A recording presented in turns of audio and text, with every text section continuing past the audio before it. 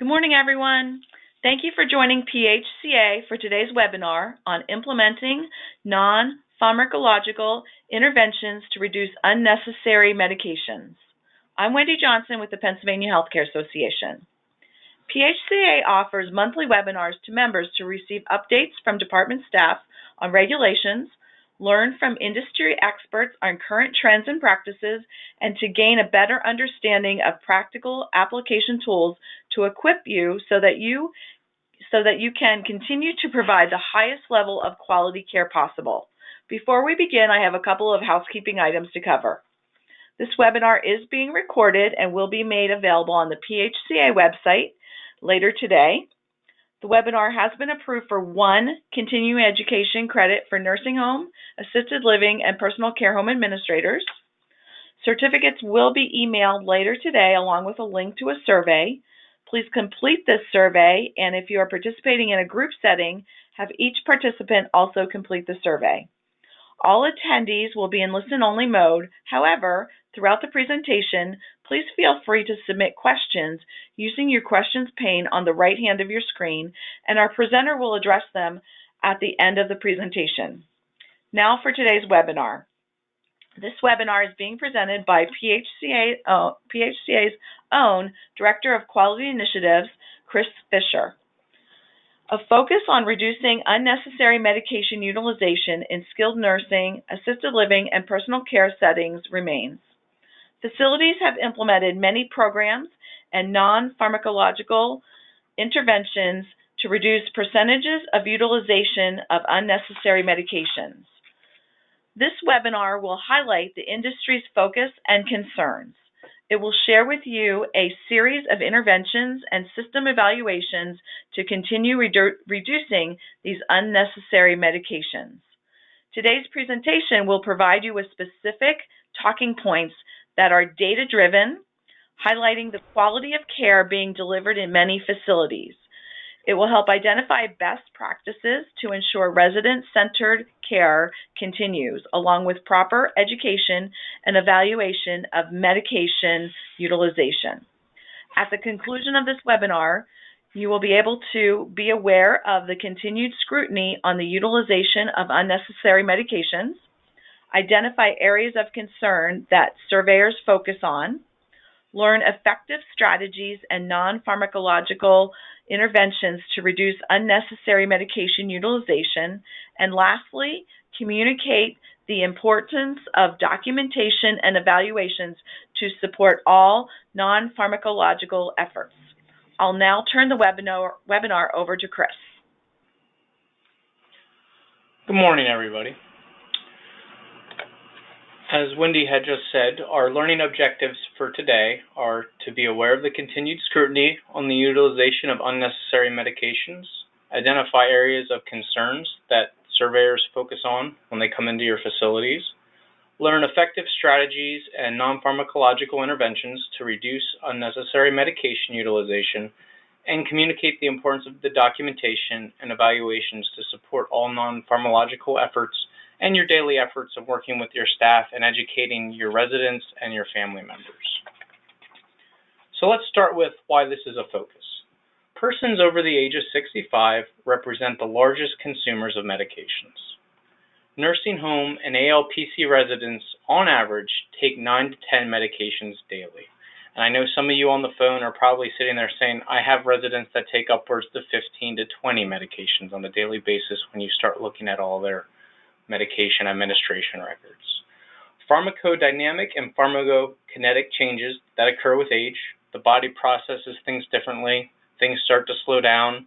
You're dealing with a lot more disease process, comorbidities, a lot more challenges when you're trying to figure out what's really going on with the resident. The rate of adverse reactions and drug-to-drug interactions. There's always a cross between what's happening inside the process within the mechanisms of the body.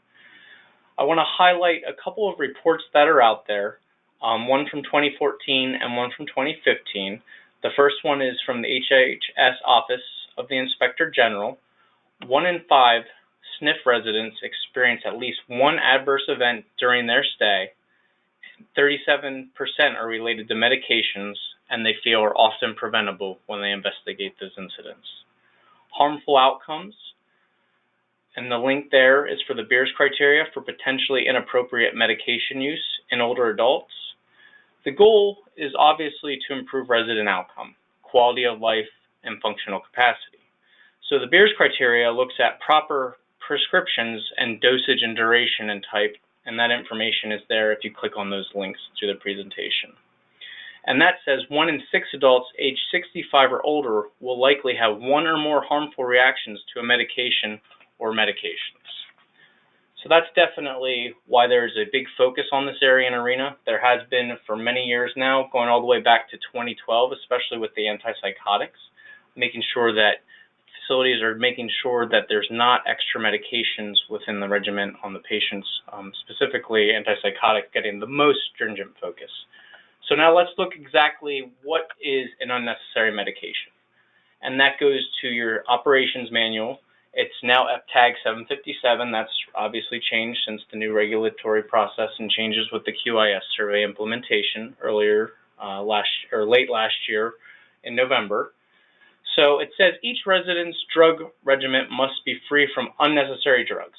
And an unnecessary drug is any drug when it's used in an excessive dose, including maybe like duplicate drug therapy and excessive duration, without adequate monitoring, without adequate indications for its use, or in the presence of an adverse consequences, which indicate that the dose should be reduced or discontinued. Any combinations of those reasons in those paragraphs could potentially mean that there's an unnecessary medication. Right after F757 is F758, and that involves looking at the psychotropic drugs. And that's a drug that affects the brain, activities associated with mental processes, and behavior. These drugs include, but are not limited to, antipsychotics, antidepressants, anti-anxiety medication, and hypnotics. So let's break this down a little bit more because there's a little bit more guidance on the psychotropic side of things, and I want you to get a full understanding. I've highlighted some key areas and key things that you should be aware of in your facilities, your physicians, your medical director should be aware of, as these are the regulations and these are what your surveyors are going to be looking at on the skilled side of things. From an ALPC side of things, these are good practices to put in place in your facilities if you have residents that are falling in these classifications of medications, or you're looking at changing things or maybe having people on medications that are unnecessary. So, psychotropic drugs based on the comprehensive assessment in the facility, which is going to be your MDS, are residents who have not used psychotropics or not given these drugs unless the medication is necessary to treat a specific condition, as diagnosed and documented in your clinical record. Residents who use psychotropic drugs receive gradual dose reductions and behavioral interventions, unless clinically contraindicated in an effort to discontinue these drugs. Residents do not receive psychotropic drugs pursuant to a PRN order unless that medication is necessary to treat a diagnosed specific condition that is documented in the clinical record. PRN orders for psychotropic drugs are limited to 14 days. That's a very important point there. Except if the attending physician or prescribing practitioner believes that it's appropriate for that PRN order to be extended beyond 14 days. They should, however, document their rationale in the resident's medical record and indicate the duration for that PRN order. That's very critical that they're making the justification as the physician or the doctor saying that, hey, this has to be longer than 14 days. We're seeing the behaviors are still coming up, whether it's an agitation, a sleep problem, anything that they're utilizing the medication that they're on for. PRN orders for antipsychotic drugs are limited to 14 days and cannot be renewed unless the attending physician or prescribing practitioner evaluates the resident for the appropriateness of that medication. So again, I know the beginning of this presentation is a little bit more on the regulatory side and the focus of what the surveyor is. So it's a lot of information on the slides. It's a lot to digest, but it's out of the manual, and it's a focus of what they're coming into the facility as a surveyor and what they're looking at and going to be questioning perhaps yourself, your staff in the facility, your residents, your consultant pharmacist or pharmacist, and anyone else in the operational side of the facility. So these are things to be mindful of, especially with your physicians and as they go through the course of the day and they're writing orders, your psych doctors. So let's look at some recent media attention now that you know what an unnecessary medication is. The Abuse of Antipsychotics in Nursing Homes, The Human Tragedy. It's the title of an article, and I have a link there for it. U.S. nursing homes misuse drugs to control residents. Government should enforce rules to stop abuse. There was a Human Rights Watch article in early February that was a 157-page report. And the big quote on the front of that report was, "They want docile. How nursing homes in the United States over-medicate people with dementia." In that report, it estimated that every week in U.S. nursing facilities, more than 179,000 people, mostly older and living with dementia, are given antipsychotic drugs without an appropriate diagnosis. Facilities administer these drugs in many cases without obtaining informed consent from the residents or their families. The FDA has warned that antipsychotics increase the risk of falls, stroke, and other potentially fatal side effects of people suffering from dementia. Not a very positive outlook from a couple of those examples that I have listed there. So let's look a little bit at the deficiency reports related to antipsychotic drugs, just to let you see what's going on within the survey process. There's been a total of 7,039 deficiencies related to antipsychotic drug use between January 1, 2014 and June 30, 2017. You can see there most of the deficiencies are on the D and E level when you're looking at scope and severity, not getting into the harm categories, but there are some throughout the continuum there. Here's a map that's showing you the average proportion of nursing home residents on antipsychotic drugs. I'll give you a minute to look at that map. You can see that there's definitely a couple patterns throughout the United States, and there's a couple areas in Pennsylvania that are still in the red, which are up in the 30 to 45% range, depending on where the area is.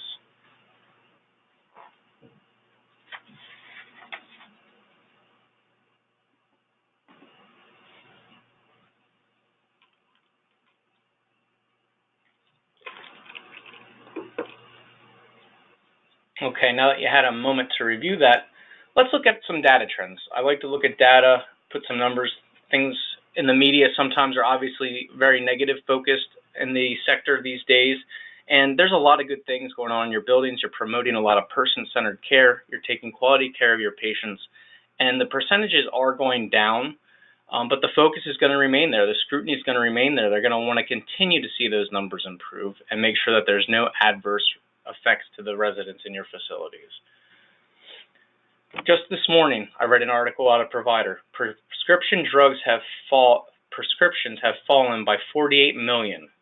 Revenue's up 8.5 for the drug companies, and that's between 2012 and 2017. So prescriptions alone have fallen by 48 million. That's a staggering number of prescriptions that have been reduced of medications over that time frame. And that was in an article today. Over 21 months, the national prevalence of antipsychotic use by long-stay nursing home residents was reduced by 17.1%. That's from 23.8% to 19.8%. That's in all 50 states and every CMS region showed at least some improvement. That's tremendous work in your buildings. That's hard work, a lot of best practices, a lot of focus on taking care of your patients. That's a pat on the back to you for that. Short stay incident rates has also improved as well. Trends for unnecessary drugs tracked by CMS with the deficiency of the F-tag 329 from 2009 to 2013 have also shown changes. And I'm going to show you a couple slides in a minute that show you the exact changes and go over some numbers with you. I just want to highlight that that tag includes deficiencies related to all unnecessary drugs, not just the antipsychotics when I show you the data. CMS is also looking at how other psychopharmacological medications are prescribed. For example, there has been a small decline in the use of sedative hypnotics. Obviously, they're wanting to ensure that residents are not having their APs or antipsychotics discontinued and getting started on another classification of medication. There's a real sustained effort out there, backed by the data, that skilled nursing facilities have safely reduced the use of antipsychotic medications and aren't being proponents of giving people diagnoses just to justify a medication or having them changed in their classes and classifications. And I'm going to show you some of those slides and statistics that reiterate those points. So here you can see the quarterly prevalence of antipsychotic use for long-stay nursing home residents from 2011 to 2014. Obviously, the baseline quarter is highlighted there as 2011 quarter 4 at 23.9, and we have a nice decrease all the way down to 19.8 through the quarters as we look at the data. Here's a chart with the CMS regions on it. I will indicate that Pennsylvania is in Region 3 for CMS, which is the triangle mustard yellowish color, I would say, on the chart between the numbers of 20% and 22.5%.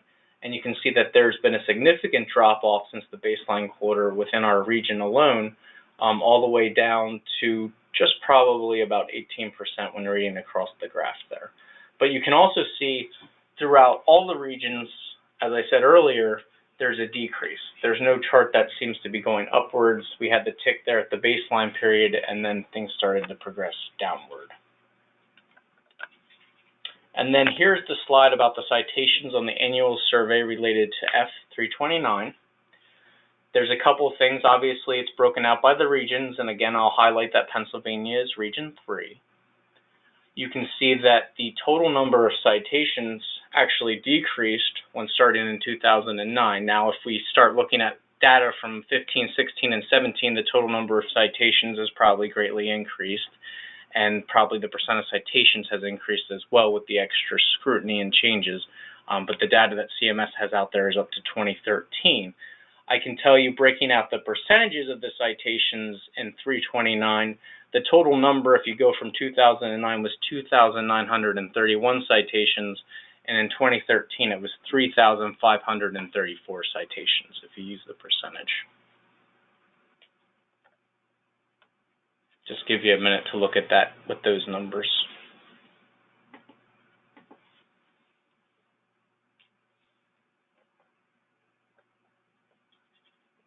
Okay. Again, as I said earlier, first part's a little bit more on the regulatory side, very verbose, a lot of information on the slides, not all appealing to the eye. The slide I have here is the beginning of the critical element pathway for unnecessary medications. I'm going to provide you a link at the end of these slides that you can directly click on, which will take you to the CMS website, which will have links to the new survey process, the new surveyor training guide, and if anybody hasn't sat through the surveyor training portion of that, I would highly suggest doing that. It'll let you know how the QIS process is supposed to go, what the surveyors have been trained to do, and what they're supposed to look at in the facility. It's a very good training from that side of things. There's 41 critical element pathways. They're related to specific care areas, and they're supposed to assist the surveyors in determining whether the facility meets the associated regulatory requirement within that element pathway. So the pathway that I have here, and I'm going to hit highlights of these as I go through it, and I have pruned it down, and the whole pathway is about 12 pages long. So I don't have all 12 pages on here, but it gives you guidance, and it'll give you tools to help train your staff or what to may look for or focus your documentation efforts on, so you're not just kind of out there in left field putting a lot of information down that's not going to help you make sure you have a good system in place, and also help you manage your unnecessary medications or your medications overall. So let's look at this pathway a little bit here. So it's telling the surveyor right there in the first bullet point, use this for a resident who has a potential for unnecessary medications, is prescribed a psychotropic medication, or has a potential for an adverse outcome to determine whether facility practices are in place to identify, evaluate, and intervene for potential or actual unnecessary medications. So they're looking at your medical record review process now. There's a note there, a clarifier. Resident has a diagnosis of dementia and is receiving a psychotropic, but not limited to antipsychotics. The surveyor should then refer to a different critical element pathway, the dementia care one, for compliance with FTAG F744. These critical element pathways really are structured out to really break it down for the surveyors and really have them hone into different areas and focus. And it's also a tool as facilities that you can put in place that can hone your staff into. What are they going to look at? What are they going to question? I mean, we've all done trainings with our employees. How many fire drills do you have? When do you have your fire drills? I've had staff get stage fright almost. They get nervous. They panic when the state's in the building. They feel like they're under constant scrutiny. They don't say the right thing. And the surveyors come in, do you know that this person said this, or they didn't know when you had a fire drill last? These pathways, I've had members tell us that they've printed these out. They've given them to the staff. They've gone over the questions. So the staff know what's going to be asked or what they're going to be looking into. And then they're more comfortable. The more they know the material, the more you can engage the staff, and the more you're out there interacting with them around these pathways, the better off your survey process is going to go, better off your care is going to be in your building. The patients and family members are going to know that you know what's going on with what you're being looked at or what you're being scrutinized by. So I highly suggest looking at these critical element pathways and building your training programs, your mock surveys, everything around them. So they're going to look at the most comprehensive or the most recent MDS, and they're going to look at the pertinent medications ordered and any adverse consequences or behaviors that may have came from them. They're going to review all medications that are currently ordered or discontinued, going back to your most recent sign recap. How many people have physicians that just sign a stack of paperwork at the end of the month? Do they actually look at it? Is it getting done? Can you prove that it was done? Make sure you have a good system in place. That's something they're going to be looking at very closely if they haven't already started. Is there documentation on acceptable clinical indication for use? The medication is prescribed for a diagnosed condition and is not being used for convenience of the staff or for any discipline purposes. Medication is clinically indicated to manage a resident's symptoms or condition where other causes have been ruled out.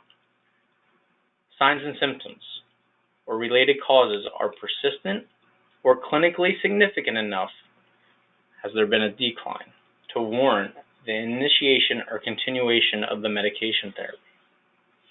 Is it providing the intended or actual benefit? Is that sufficient to justify the potential risk or adverse consequences associated with that medication, dose, or duration? This is the first page of this pathway, so these are where it's going to start. And then it goes down a little bit further, and I pruned some of the information back so it's a little bit easier on your eyes here. Are you looking at the written protocols or resources to guide your antibiotic use? Are you monitoring the medication as appropriate? Are your opioids being monitored for pain? Are you looking at how often a PRM medication is being given? Is the patient a new admission and they have tremendous pain because they just had a hip replacement? Is that usage decreasing as that patient becomes stronger, as they start to get closer in their discharge planning goals to home and their ADLs are improving? Is their pain coming better under control where they might not need that medication? Are your anticoagulants being monitored with routine labs? Who's communicating those labs? Do you have a lab booking process? Is the physician looking at the numbers? Diuretics. Do you have weights on your patients that are on your diuretics? Insulin. How are the blood sugars? Any patterns, changes? Antibiotics again?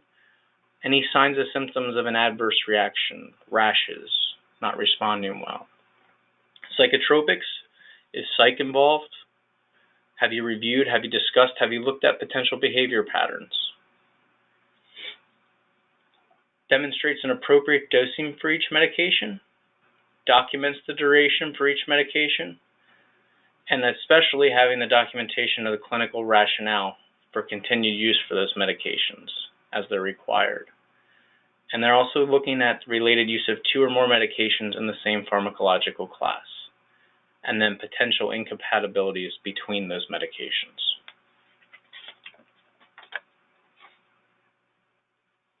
Demonstrates a system that monitors and addresses the presence of a potential for adverse consequences. The surveyor is going to want to know what system you have in place to monitor and then address anything that comes out for any potential adverse consequences. We're very good at writing policies in a very reactive time frame, or changing or updating, I shouldn't say change, but updating policies as issues arise on a survey, complaint visit, those sorts of things. What do you have in place already? What can you speak to, and what can you show that you are monitoring your patient's quality of life on a daily basis? Demonstrates a system for and documents gradual dose reductions, GDR, for psychotropic medications unless contraindicated. Well, what's a gradual dosage reduction? Within the first year, a resident is admitted on a psychotropic medication or after, the facility must initiate a gradual dosage reduction attempt in 2 separate quarters with at least 1 month between those attempts. And thereafter, it must be attempted annually unless clinically contraindicated. And that would have to be documented by, obviously, your prescribing practitioner at that point. Non-pharmacological approaches must be attempted and documented instead of using psychotropic medications along with the use of psychotropic medications and while the GDR is being attempted. You guys are doing all these interventions. You're having conversations with your residents. You're having them in activities. You're doing programs every day that are non-pharmacological interventions. Are you taking credit for what you're doing in the building? Can you prove it? If you're sitting there and you're looking at it, can you show that you are doing these things that you are doing? And then demonstrates adherence to the requirements for as-needed PRN psychotropic and antipsychotic medications. Residents cannot receive PRN psychotropic medications unless necessary to treat a diagnosed specific condition, which must be documented in the record. So let's look at some adverse drug reactions. Decline in physical functioning. Did a resident start a medication for blood pressure? Now they're unable to get up as easy. Their breathing gets a little heavier. What's going on? What symptoms do you have? Is there a rash on their skin? Have they lost their ability to know when they need to go to the bathroom? How about their eating? You have a person that's on a full ability to swallow diet and has no problems, and all of a sudden they can't get food to their mouth. They're not eating anything. They have no appetite. You have a resident who's very active in your programs at the facility, and all of a sudden they're in their room in bed in the middle of the day. What's going on? Who's catching that? Who's stopping and watching and actually looking at the residents, listening to them, and knowing what's going on? Look for these signs. And this isn't a full, all-encompassing, inclusive list here. There's a million other things that could be on this list that could change. We're dealing with human lives in these buildings, and there's always going to be changes. Sometimes you got new admissions that are coming in. They're adjusting to the environment. You have your residents that have been there long term, and they're adjusting to the new residents coming into your communities. All things that play a vital role in making sure that we just don't put someone on a medication before we allow them to adjust to different things that are going on in the environment, and we sit down and we listen and we really look at things. So a little bit more with the pathways before I go into some of these approaches and what we can look at for listening and documentation purposes and practices that are out there that are best practices and things that are worth sharing. Within the critical element pathway, it actually has the questions that the surveyor is going to ask your resident, family, or resident representative interview. Maybe you want to take these to your care conferences that you have with your residents or your families and ask them a couple of these questions that you might feel are important. I mean, think about it. What would your resident council president say to that surveyor if, what medications do you get and why do you need to take them? Are they going to tell you that, well, I stopped taking my diuretic because the staff wasn't available to take me to the bathroom? Maybe. Or are they going to tell you, oh, they make me take that so I sleep so I'm not up at night bothering the staff? Are they going to say, oh, no, I have this condition and this is why I take this? How is your resident going to respond to that? What are the goals for your medications? We have a very media-educated society that we're servicing. You can find anything now with technology with the list of the side effects. Families are going to come to you with printouts of what those side effects are, what those changes might be, what they think's going on, and they're going to want to have those conversations with the interdisciplinary team, and they're going to want to know that you're listening to them, and they're going to want to have those conversations with your physicians to know what the residents are on in the building. And this is a good proactive approach to be able to address those needs before you have an issue arise or you have somebody that's transferred out with symptoms that you can't explain, and they get to the hospital, and then they're saying, well, this lab level is like this, probably because they were on that. And then they're calling the state, or they're coming back at you because you weren't providing good care to them. And that's not the case. You are providing good care, and you do care about your residents. I don't think anybody on this phone call got into the industry not to take care of the geriatric population. What information on the risk, benefits, and potential side effects of medications were you provided? Do you have documentation of this? Can you show signatures that you went over the risk and benefits and potential side effects? What materials are you providing, depending on what category or classification of the medication is out there? Did your pharmacy help you come up with sheets on antidepressants, anti-anxiety medications, antibiotics that you can provide to family members, to residents, to help them understand why they might be on it? What changes in your medications have occurred, including gradual dosage reductions for psychotropic medications? Big note here. Permission given by or a request made by the resident and or representative does not serve as a sole justification for the medication itself. That goes right back to the education. Do they understand that you can't just put somebody on a medication because they're telling you they need to be on a medication? There has to be good, sound, clinical, medical practice, which is a difficult conversation to have sometimes with family members, but the more that you can connect with them when they initially come into your facility, through your 48-hour care conference and through your care conferences or daily interactions, and the more you have your whole team, the whole facility on board with this practice, the better those conversations are going to go. What alternatives to taking some of those medications, including non-pharmacological approaches, has the staff told you about? They're going to ask them that. Build it into your programs. Do you think the medication has helped?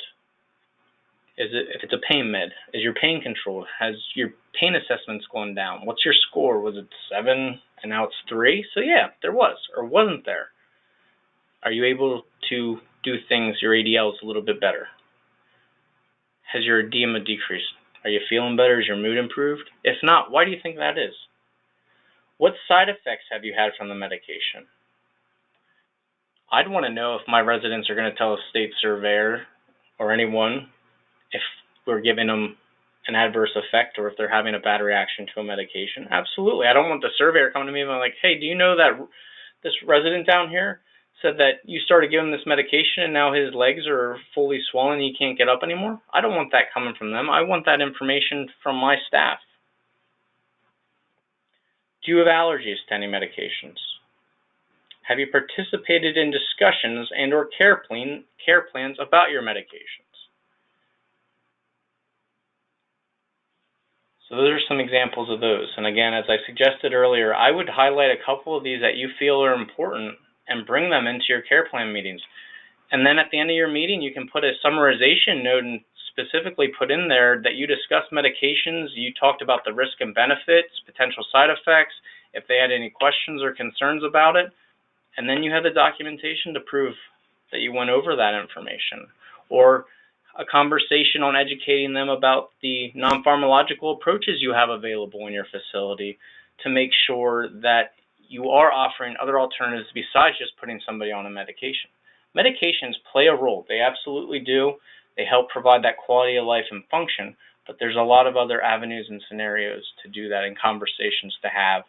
And you have to have the confidence to be the expert or to be competent to have the conversation. You don't have to have all the information and all the data, but you have to be competent enough to have the conversation as the provider of why you're taking care of that resident, that that family or that resident can trust you. And you need to have that because you're doing it. You care about them more than anyone else because you're in the business of caring for people. Pharmacist interview. These are the questions that your pharmacy consultant should be asked and should be following in your facility. In most cases, they're contracted, so they work for you. But they should be dynamic and engaged in the process too, and they should have been all along. Do they perform your monthly reviews on all the residents? Do they do it more frequently if needed? Can you call them up and be like, this resident really started acting differently. Can you take a look at their medication regimen to see if something's changed or something that might be interacting to cause what we're seeing? How do they evaluate your PRM medications? Specifically, you can have them look at your psychotropics or your antipsychotic medications. What are they reviewing? Are they looking at the adequate indications, the dose, the continued need, and any adverse consequences? Did they identify and report to the attending physician, the medical director, the DON, any irregularities with the resident's medications? Was that embedded in a report that's 10 pages long for the whole facility, or was it highlighted in an area of focus that was a high important critical matter that the physician needs to look at? Or did they just leave a stack of papers at the nurse's station or put it in a doctor's book for the doctor to sign next time he's in? What protocols do you have in place to monitor labs? Do your pharmacists look at your labs? Can they contact the lab to get any information? Do you have a portal they can log into to look at to see how their residents responding to a medication? All things to be wondering. Looking at interactions with antibiotics and other high-risk medications. Are they part of your ID team? What steps do you take away or take when an irregularity requires immediate action? Are these steps part of the facility policy? I'd sit down with your consultant pharmacist to make sure that they're following and they can answer these questions and that they're giving you the information that you need to better serve your residents. How do they follow up with reports that are given if there's something of critical matter? Are they just looking at it when they come in for their next monthly review? That's 4 or 5 weeks away sometimes in some instances. If there's something that they are really concerned about or they highlight in their review or they know is not the best practice that's out there, they should be reaching back to that facility for follow-up because, let's face it, everybody's busy. On any given day, you don't know what's going to be thrown at you. So the more people you have focused in on really good systems and processes, the better the follow-up and you close that loop of making sure that there is good follow-up and that practices aren't going to go by the wayside or it's going to slip through the cracks and the next review they come in and be like, oh, these 2 drugs are in the same class. Why is the resident still on this? Well, if that was that much of a concern to that pharmacist, they should have continued a good follow-up or having a process in place for that follow-up to ensure those things are addressed timely, and then that unnecessary medication can be taken out of that medication regimen. These are the questions that critical element pathway is going to focus on for your attending practitioner, your medical director, and your director of nursing.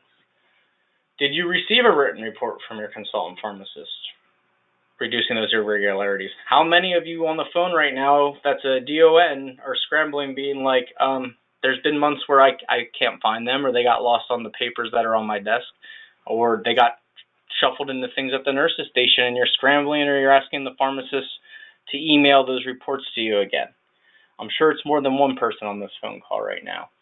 Did you make a change in the resident's medication in response to the identified irregularities or document a rationale if you didn't make a change in the medication regimen? It's not as simple as just signing and saying, I don't agree with it. Making sure they really understand or explain that, or put a note, a physician's note into the chart why they're not agreeing with that recommendation, or having a conversation with the pharmacists themselves. What is the rationale behind why the medication is being used? Antipsychotic for dementia or any other high-risk medications? What other approaches were attempted prior to the use of a psychotropic medication and or while attempting a GDR? When was the last time a GDR was completed? What was the result? Sit back on the phone right now and think about your process for your gradual dosage reductions. Who's tracking that in your facility? Do you have a committee? Do you have one person? What happens if that person's on vacation the week the state's there? What happens when you have a concern about it if that person's on vacation? How are you tracking and making sure you have a solid practice in place to monitor that so you can show compliance within those regulatory parameters, and also look at the medications that your residents are on in all settings? Are you included in the ID team meeting for the resident? Your medical director should be. Are all your other physicians attending that? Do you give your physicians data, statistics of medications that their residents are on, the amount of antibiotic utilization they're using in the facilities, the amount of psychotropics they're prescribing? Physicians love to have comparison data. It's a good way to have a communication with a physician that might be struggling with adapting to antibiotic stewardship, pain monitoring, all things that you're trying to do under the regulatory guidance. Sometimes they don't understand it, or they're coming from different backgrounds. If you can provide them information and show them that another practitioner might be doing things a little bit differently and maybe a little bit better for your residents, they might be a little more apt to listening to and working with you to reach those goals. So as I said when I started this portion of the presentation, here's the links for the critical element pathway.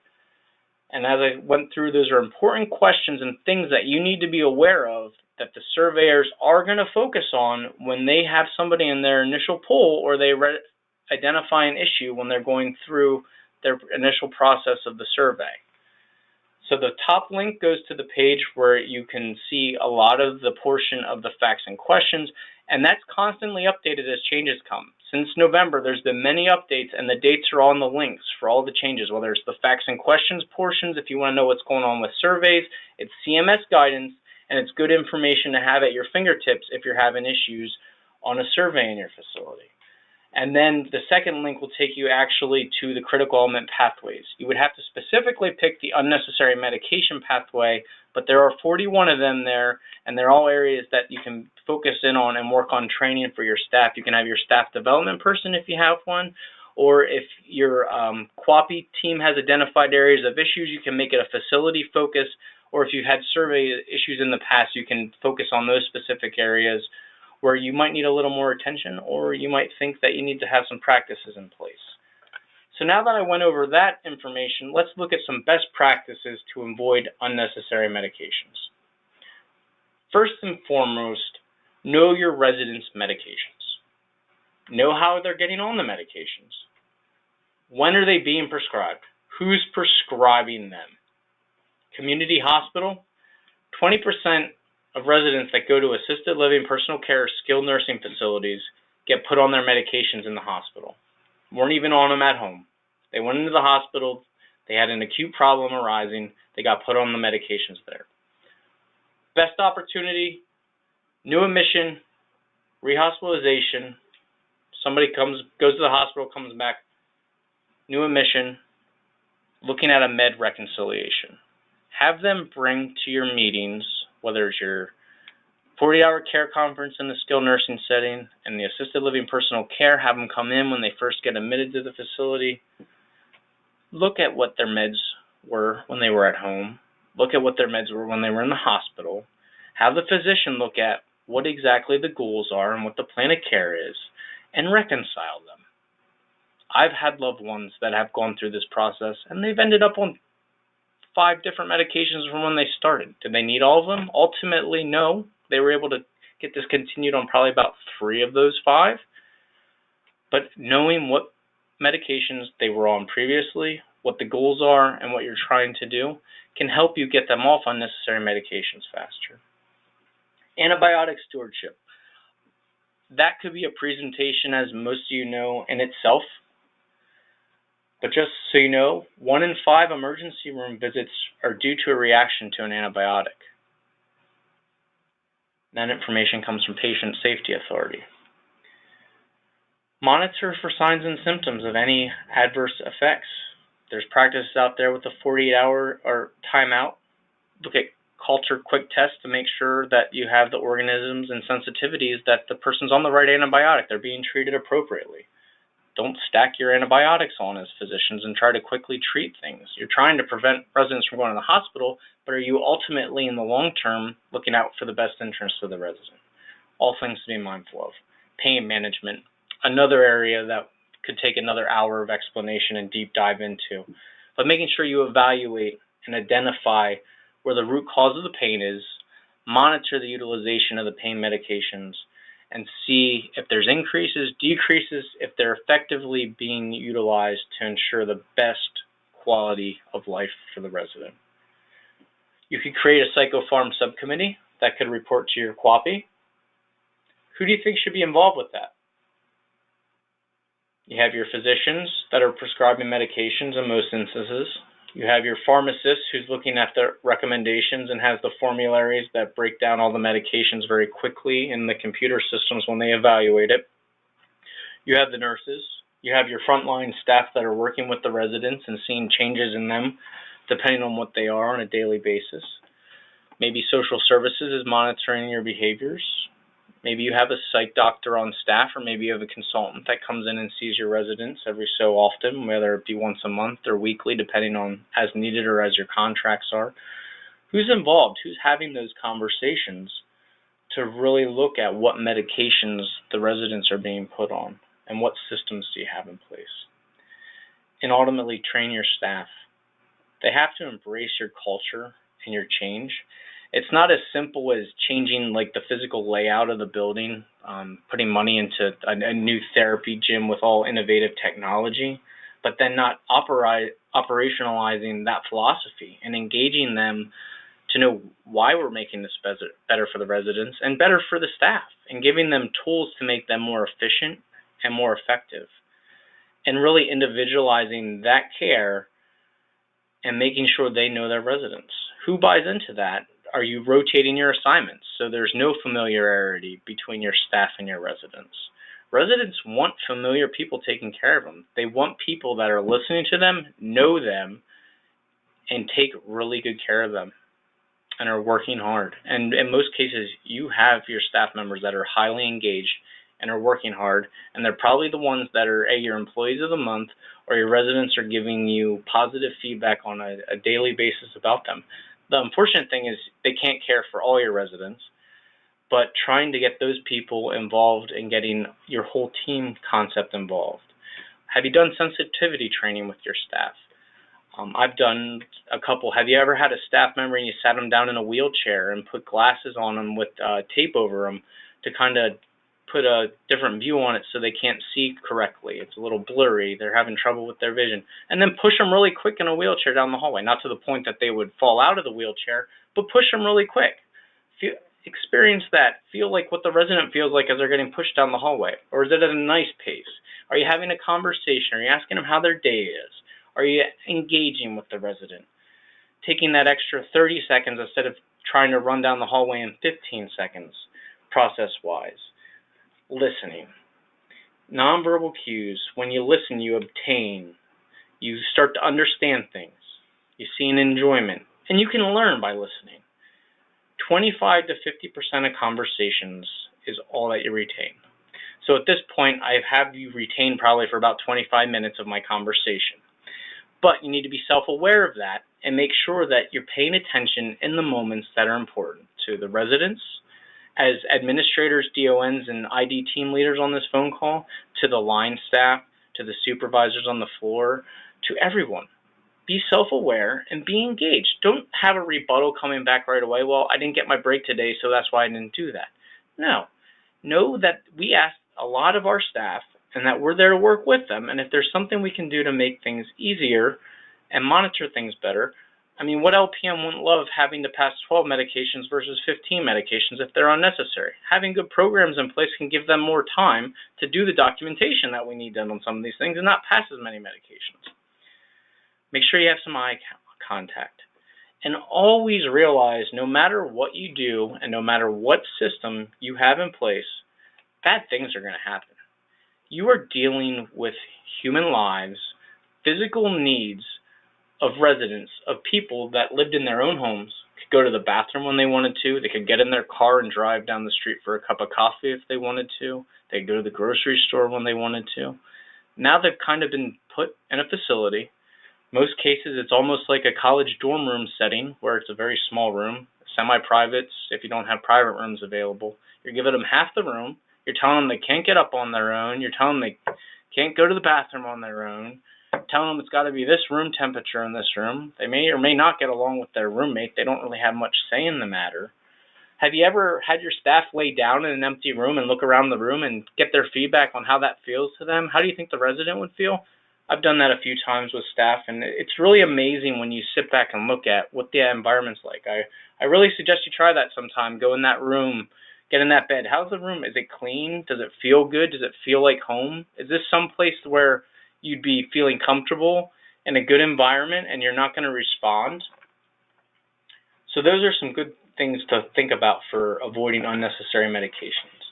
Here's a couple more best practices, I feel. Proactive. Einstein said, we cannot solve our problems with the same thinking we used when we created them. You have to be innovative. You have to create the well-being and not an environment of calm distress where you're just waiting for that next shoe to drop or that next issue to arise or the next frustration. Aggregate and data patterns.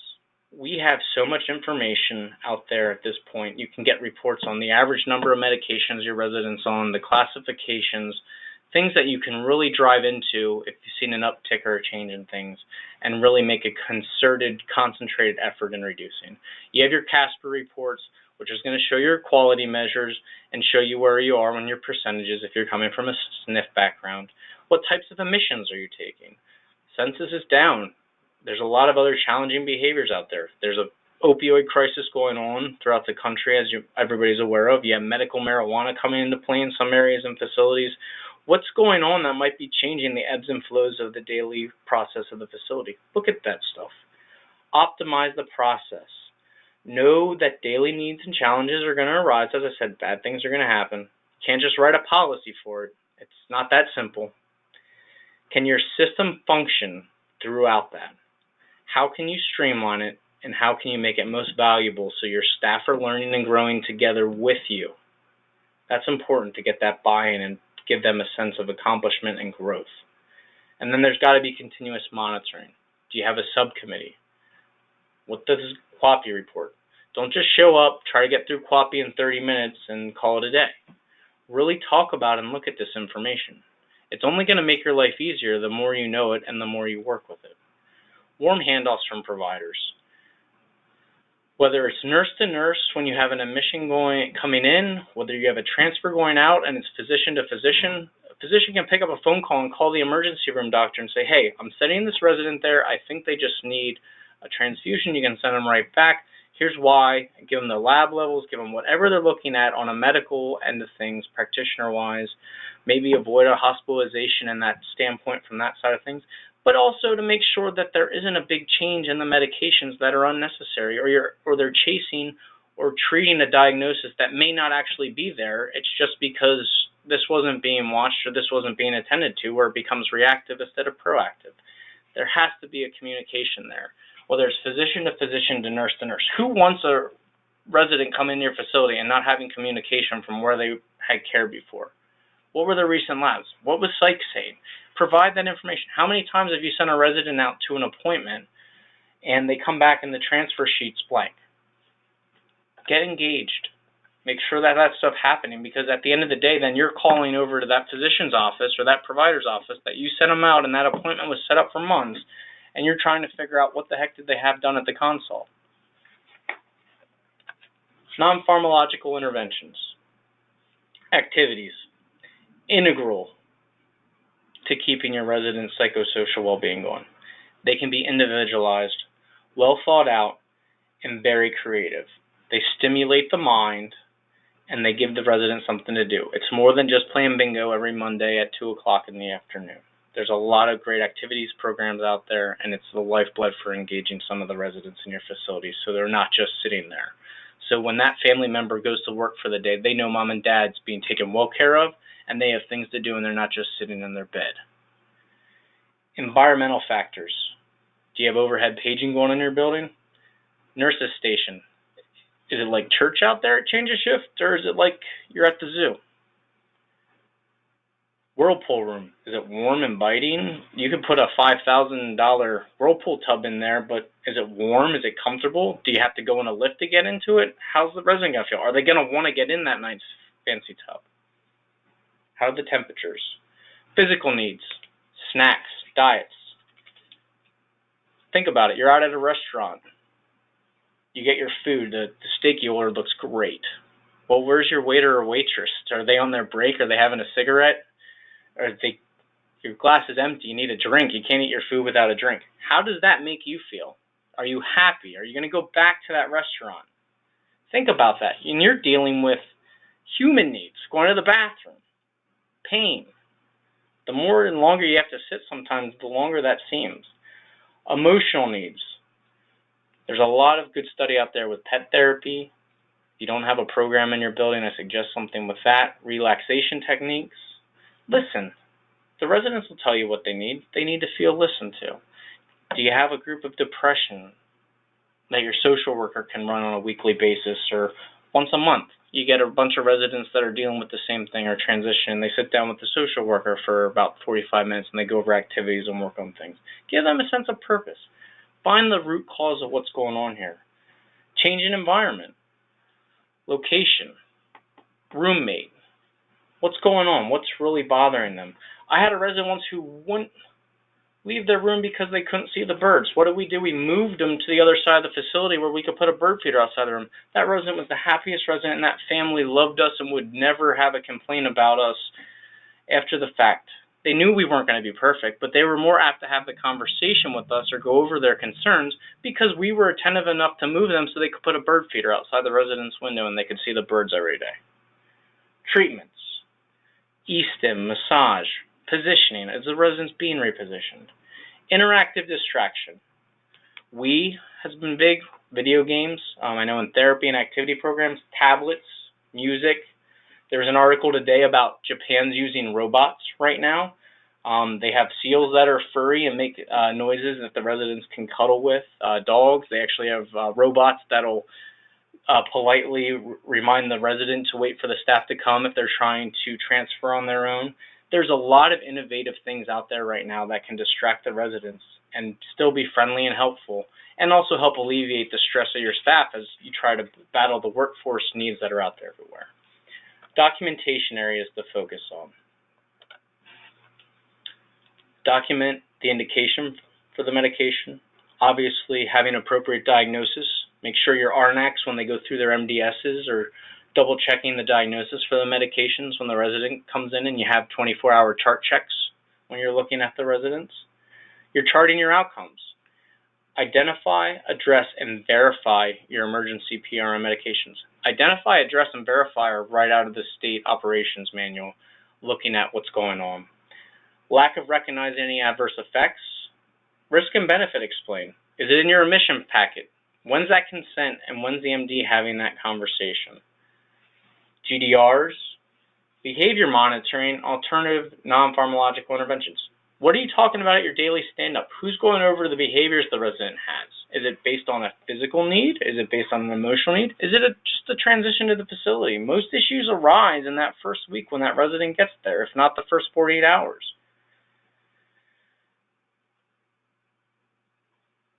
Make sure that you're working with your families. They're educated. Things are at their fingertips. They're attentive. They care. They need to know you care. The more you can make that known to them, the more you can get that resident-focused care plan out there, the better off you're going to be. Moving forward, CMS is actively seeking input from measurement experts and others on additional measures of person-centered care and dementia care practices in an effort to consider balancing measures beyond current metrics that quantify antipsychotic medications. CMS and partners will continue to look at a variety of efforts and interventions to help meet goals such as focused dementia health and safety care surveys, review of surveyor feedback on guidance and trends in enforcement, additional opportunities to measure and publicly report on improved dementia care, and continuation of national education sessions on non-pharmacological person-centered care. It's not going away. You guys are doing great things out there. Your numbers are going down, but you got to keep it up. Ongoing work of grassroots state coalitions in all 50 states, technical assistance through the QIO organizations, quality improvement organizations, or other quality improvement partners. A lot of good programs and information out there. CMS will continue to monitor potential consequences, such as prescribing shifts from antipsychotic meds to other areas, as well as changes in functional or cognitive status of nursing home residents that may result from shift to approaches that don't rely on medications to treat dementia. And finally, CMS and its partners will continue to promote research on improving systems of care in nursing homes. Use of individualized, person-centered approaches to care of people with dementia, innovation programs such as telepsychiatry for rural nursing homes, and the effectiveness of this and other national initiatives to reduce unnecessary antipsychotic medication use in nursing homes. In closing, I want to highlight a couple of the words from the beginning of the presentation on the bullet points. If you can take one thing out of this presentation, it's be aware. As time goes on, this is going to continue to be an area of focus and scrutiny on all levels of care and impact, making sure that your staff are aware, know what medications your residents are on, and if they're unnecessary, work at goals to get rid of them. Document what you're doing with your non-pharmacological interventions. The more you embrace it, the better your outcomes are going to be and the better your quality is going to be. Identify. Share and stay a step ahead. You guys are dealing with struggles on a daily basis that somebody else has already dealt with. There's a lot of good things going on, and there's a lot of good data to back that up. PHCA, we have daily conversations on getting information out there to our members. We have a daily email that goes out with articles to that. On the regulatory side of things, we take questions. We have surveyors that sometimes aren't following the new practices. You can send us an email and we can get connections up at the state and get them to look into it or address it with the field office. We're here to help you. Our website has a lot of information in different areas such as quality. We have our webinars on a monthly basis. We have one coming up on complaints and grievances. We're going to be putting on another one that we just scheduled yesterday on the grace period ending with your facility assessment and where that goes after the surveyors let you get used to it for about a year. There's a lot of information out there, and our goal is to help you and to help our members provide better care and make your daily life easier. So if there's anything I can do, my contact information is going to be on the next slide. Or if there's any topic or anything that you're struggling with, please reach out to us. That's what we're here for. And our goal is to help improve the quality of care for our residents in the Commonwealth and to help you in your facilities. And effective strategies. Be open to new ideas. There's something new coming up every day. Think outside the box. Don't just get stuck because this is the way we used to do it. Communicate. Take credit for all that you're doing. Interact. Know what you're doing. You probably have 30 non-pharmacological interventions. Have your EMARs built in that they can code that you tried 5 different interventions before you had to give that PRM medications, whether it was a snack, a back rub, spending time listening to the resident. Build it in there so it makes it easier for the staff to take credit for what they're doing in the buildings and they're not feeling like they just have to do it. So, in closing, thank you for your time, and are there any questions? Thanks, Chris, for all the great information today. At this time, we're going to open up the question and answer portion. Please submit any questions using the question box on the right hand of your screen, and we will get those answered for you. I know we're running maybe a little bit over here today, but if you do have any questions, we will address those now. And like Chris said, we do have a lot of webinars scheduled. We just added more yesterday. We have 2 webinars coming up in April, and we've got 2 or 3 of them coming up in May, and we are scheduling through the rest of the year. We do have something identified for almost every month through the end of the year, so continue to check our website for those upcoming webinars as the list is changing regularly. All right, I'm not seeing any questions, but know that the recording and the handout will be sent along with certificates before the end of the day today, along with Chris's contact information in the follow-up email. All right, I think that concludes our webinar. I'm not seeing any questions right now, Chris. Thanks again for presenting on this topic, and everybody have a great day. Thank you. Thank you. Thank you for all you do for your residents.